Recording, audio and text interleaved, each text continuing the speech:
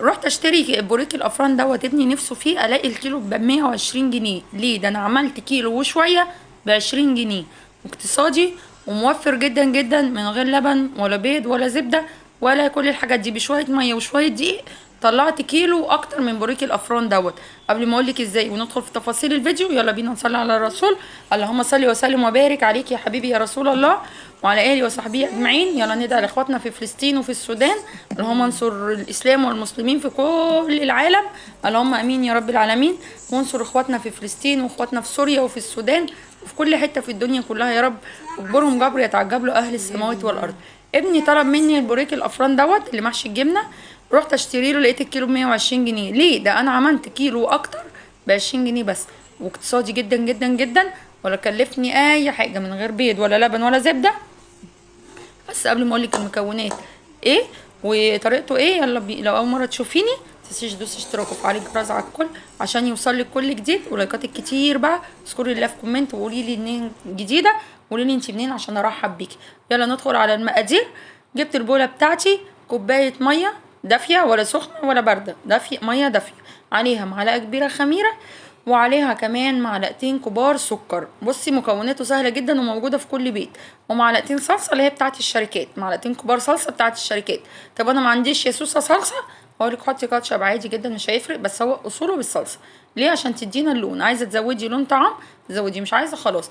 وحطي معلقتين كبار زيت، او يعني ربع كوبايه بس، وعليهم رشه فانيليا او كيس فانيليا. بقولك مكوناته سهله جدا واقتصادي جدا. وقلبي قلبي كل الحاجات دي على بعضها، وحطي بعد كده ذره ملح.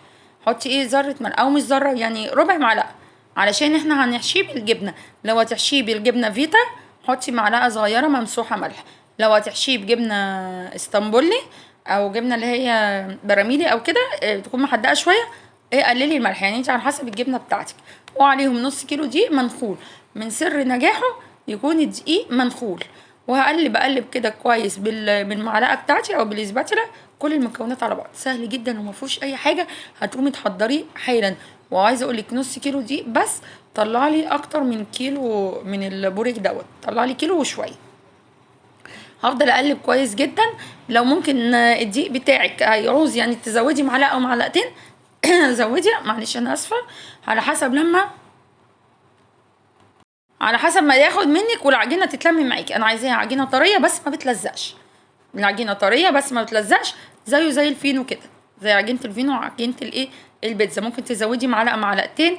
تمام. انا هنا خد مني نص كيلو، وحطيت بعد كده رشه دقيق كمان عشان العجينه تلم مني. عجنته جامد، اديها بقى بوكسات كتير كده لحد ما العجينه تتلم معاكي. وبعد كده حطيتها في البوله واغطيها واسيبه يخمر ايه نص ساعه بس كده. لو وصلتي معايا لحد هنا متنسيش بقى دوسي لايك، يلا اذكري الله في كومنت. اللهم صل وسلم وبارك عليك يا حبيبي يا رسول الله. استغفر الله العظيم عدد ما كان، استغفر الله عدد ما يكون، استغفر الله عدد الحركات والسكون. دايما الاستغفار ده وتخليه كده لازم في بقك، وذكر الله على طول في بقك. هتدوقي حلاوته بجد والله العظيم مش كلام، بجد بجد اللي بيواظب على ذكر الله بيدوق حلاوته وبيجني ثماره كده.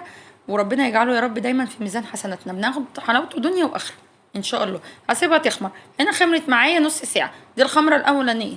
هعمل ايه بقى؟ هجيب الرخامه بتاعتي او الصينيه اللي هفرد عليها وارشها رشه دقيق حلوه كده، وبعد كده هبدا ايه اطلع العجينه بتاعتي عليه. انا هنا العجينه هخمرها مرتين، الخمره الاولى اللي هي التخميره الاولى يعني اللي هي نص ساعه، والتخميره التانية هتبقى في الصواني او في الصاج بتاعي بعد لما قطعتها.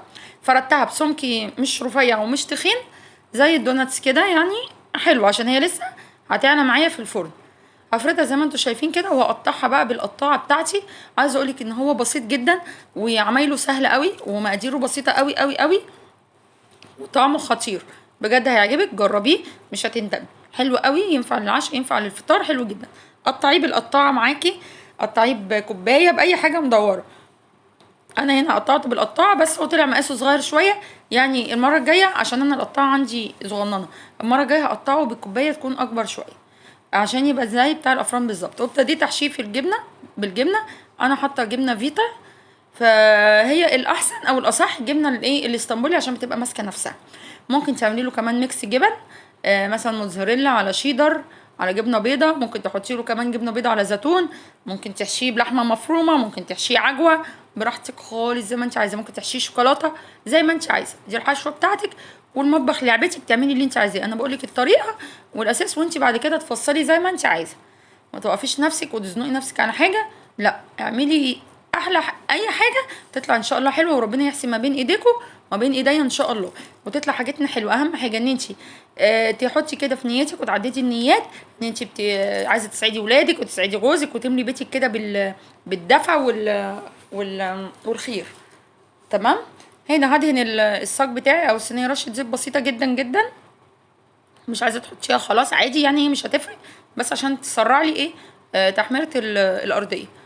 وابدا اشكله زي القطايف، وهرصه كده زي ما انتم شايفين، وهسيبه بقى يخمر التخميره التانية نص ساعه. هنا كده كان خمر معايا، جبت ايه بقى صفار بيضه، وهحط عليه فانيليا عشان ريحه الزفاره. طيب يا سوسه انا مش عايزه احط بيض، هقول لك حطي بديله، ممكن تحطي تدوبي معلقه نسكافيه او اللي هو قهوه سريعه الذوبان في ميه، او تحطي لبن وميه، او ميه بس، او معلقه عسل اسود وميه، اي حاجه على الوش بس عشان تلزق معانا حبه البركه. انا هنا حطيت البيضه وفكيت الصفار بتاعها كده، فكيته بشويه ميه، قلبتها كويس جدا، وهبدا ادهن بيها الوش بتاعي. سهل قوي قوي قوي. يعني بقول لك اهو على البدائل، عايزه تستغني عن البيضه استغني عنها باي حاجه من البدائل اللي قلت لك عليها. هنا كان خمر معايا تاني مره كده، ايه التخميره بتاعته ساعه، قسمتها على مرتين، نص ساعه وهو عجينه، ونص ساعه وهو في الصواني ومتشكل. تمام. دلوقتي انا مولعه الفرن حوالي مثلا بقاله بتاع 5 دقايق، يعني خلي الفرن يبقى سخن. هنعمله على درجه حراره 200، 12 دقيقه، من 12 ل 15 دقيقه بالكتير قوي. وبعد كده تولعي على الشوايه 5 دقايق بس عشان يديك اللون الجميل. طب انا عندي الفرن بالمروحه، شغلي المروحه وحطيه 12 دقيقه. تمام. هبدا بقى ارش عليه حبه البركه، هي اختياري بس هو زي اصوله.